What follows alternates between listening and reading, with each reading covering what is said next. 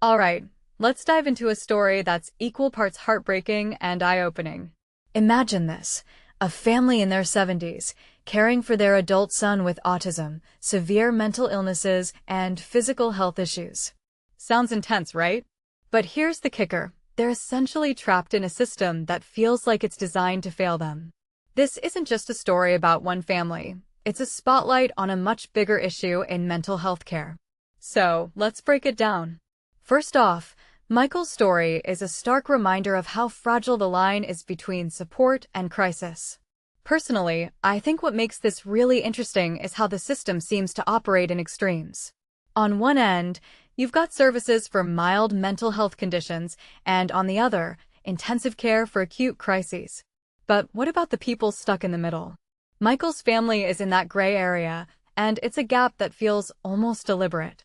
What many people don't realize is that the threshold for serious intervention is often so high that families like Michael's are left to fend for themselves until it's too late. Here's where it gets even more frustrating. Michael's refusal to engage with treatment is a symptom of his condition, not a choice.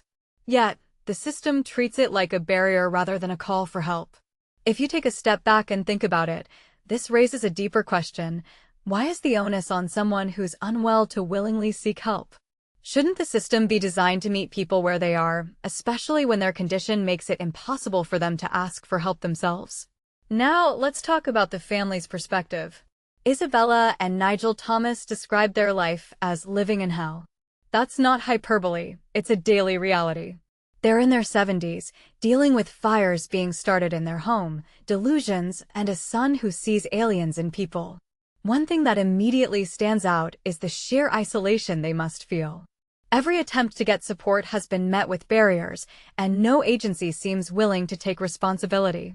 From my perspective, this isn't just a failure of the system, it's a failure of humanity. We're leaving families to carry this burden alone, and it's not sustainable.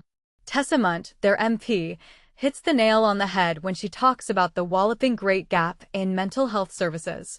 What this really suggests is that we're treating mental health as an afterthought, not a priority.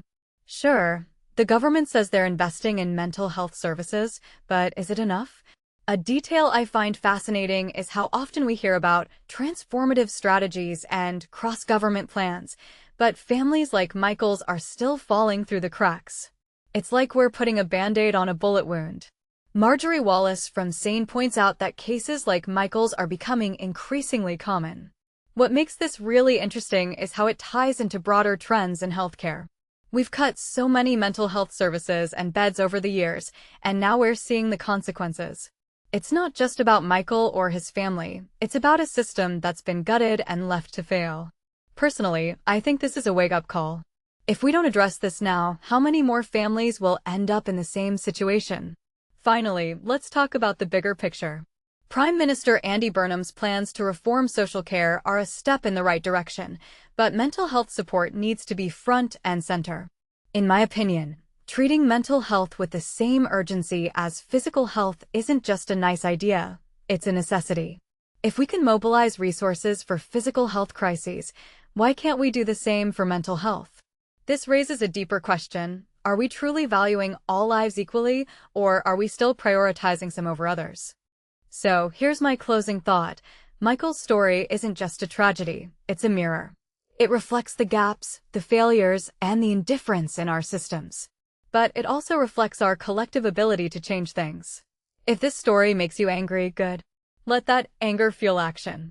Because until we fix this, living in hell isn't just one family's reality. It's a warning of what could happen to any of us. What do you think? Let me know in the comments below.